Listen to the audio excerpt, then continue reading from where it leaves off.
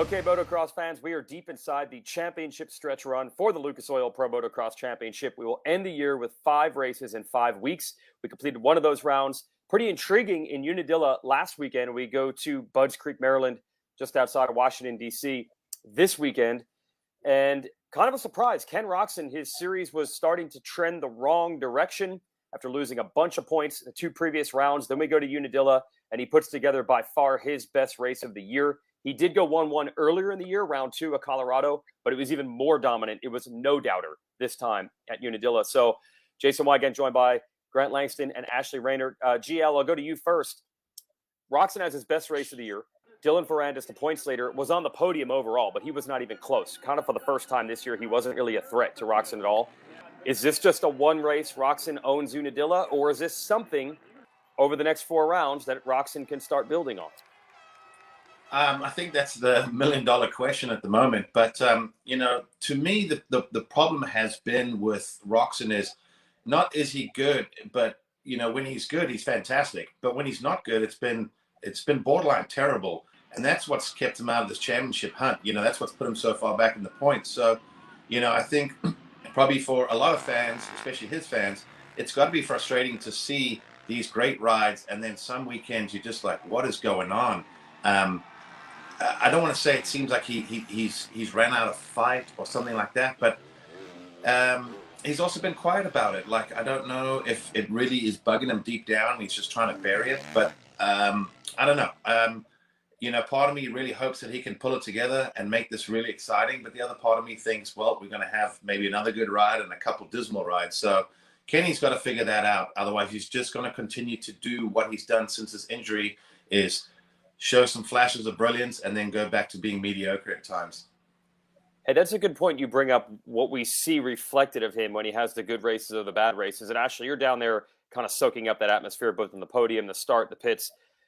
Roczen keeps advertising, especially in 2021, I'm not going to get too high with the highs. I'm not going to get too low with the lows. Heck, he came into this championship literally saying, I'm probably not going to be that good. And then he started the year off leading the points. It's interesting to me when Roczen has these high moments, he could kind of jab back at the people that take shots at him, but he doesn't do it. It's like he's confused himself and he doesn't know what to expect week to week. Or I don't know, is this a calculated move on his part to try to not ride those emotional highs and lows? What do you see out of him? Well, I definitely saw a sense of relief on his face on Saturday after he did go fastest qualifier and then he won both motos to take the overall. He seemed excited about it, but definitely it's such a mental game for all of these guys that for Roczen, it's working for him to be able to just maintain this level of consistency each week, no matter what happens. So I did see a sense of relief, especially after his performance at Washougal, and he needed this ride at Unadilla to build some confidence and move forward on the season. So I know that you can say that I'm just not going to ride the highs and I'm not going to ride the lows, let the lows affect me. But for him, I think this was really an important moment. Yeah, exactly. I think that's part of the problem here, right? Because when he has these bad races, he's training don't live in that moment, just move on. And I think it maybe makes people on the outside think, well, does he not care? Does he not really want the title? Or as you say, GL, does he not have the fight in him? And I'm not sure if that's true or if he figures the best approach is to just pretend those things didn't happen. We never know how much is genuine and how much is kind of the race face the riders are putting on. And then we can switch to Ferrandis here on the other end. He's as brutally honest as a rider could be. Ashley, how about him on the podium? First moto, he pretty much said, yeah, I'm not going to beat Roczen today. He just made it as clear as he possibly could.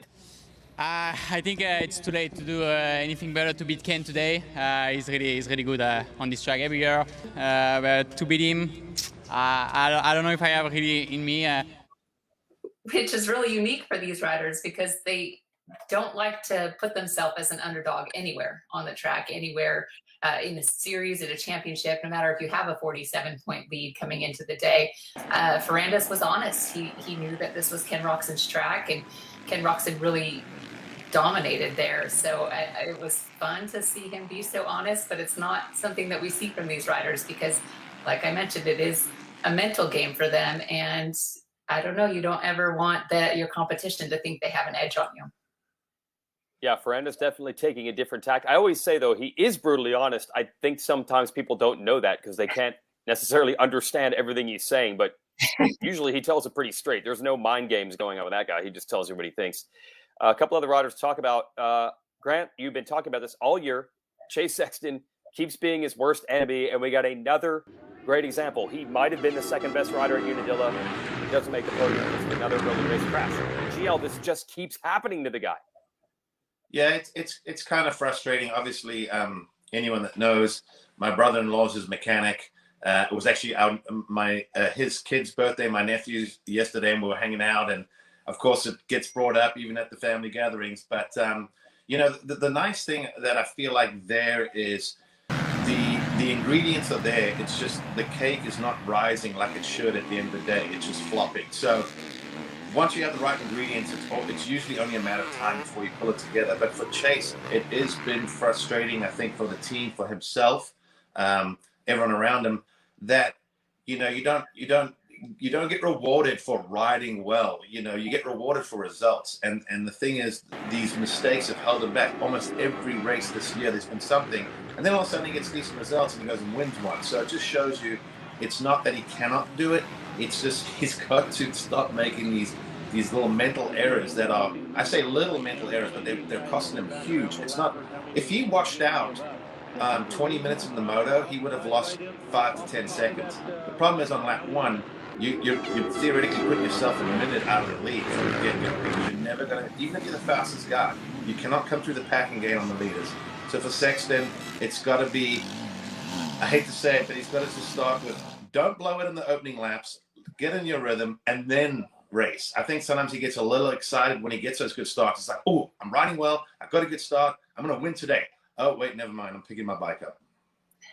Yeah, that's pretty much exactly what happened. He said that he saw in the second turn Cooper Webb on the outside of him, and he's like, I want to shut him off. I gotta stop him from getting by me. And then he got on the gas too hard, and then he ends up crashing and getting up in last place because he was trying to fight for like third or fourth off the start, which ended his whole chance to win the race. A couple other notes from the 450 class. We had a spectacular crash from Aaron Plessinger, who was riding spectacularly well before that.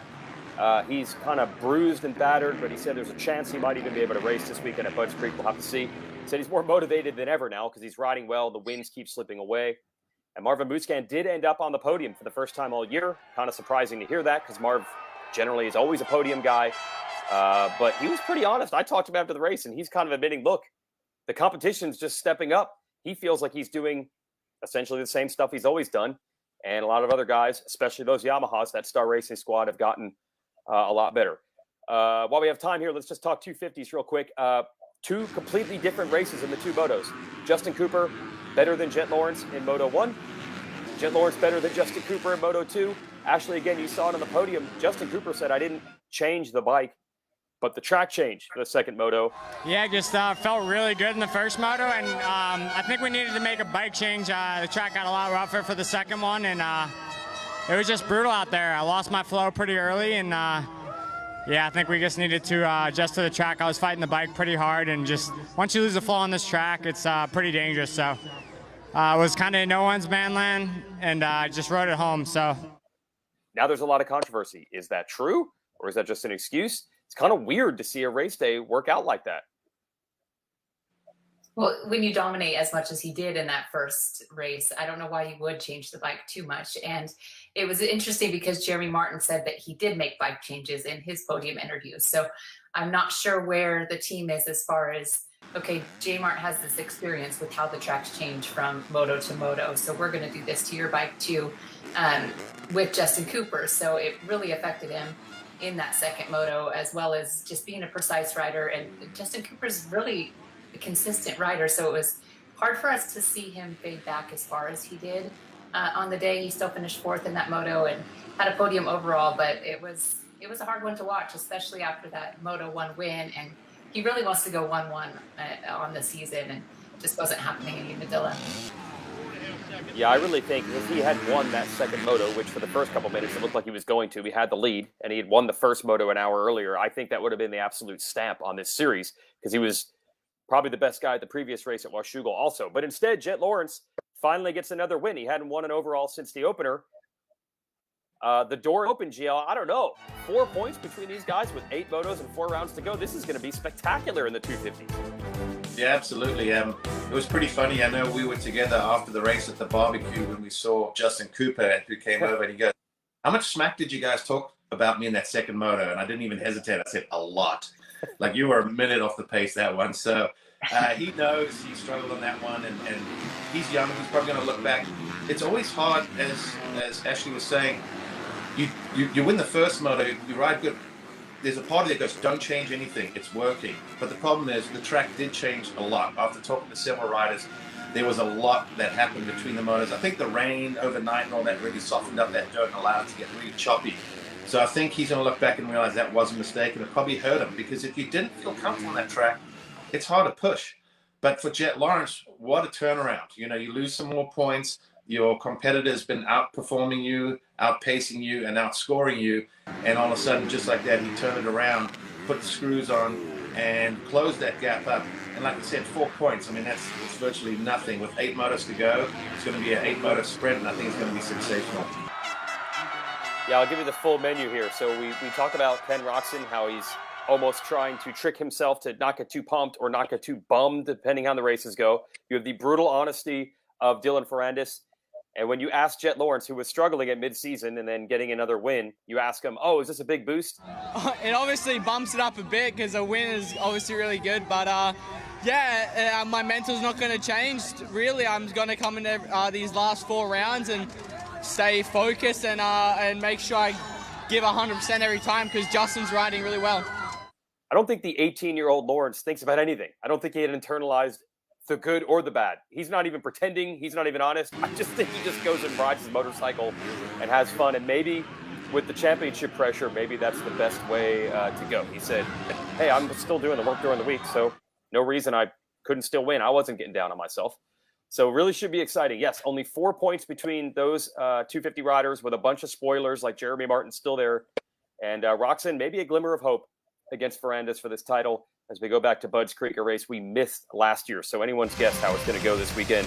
You can check it all out. Of course, the entire day streams live on Peacock. We have qualifying and practice starting at 10 a.m. Eastern. That's exclusive to Peacock. First moto start at 1 o'clock Eastern. And we'll have 2 encore presentations. Moto 2s are on NBCSN Saturday night at 11 Eastern. And we'll also show you 450 Moto 2 Sunday on NBC at 4 o'clock Eastern time. Mav TV also airs the first motos live as well. Again, it all starts at 1 o'clock Eastern with our motos from Budds Creek this Saturday. See you there.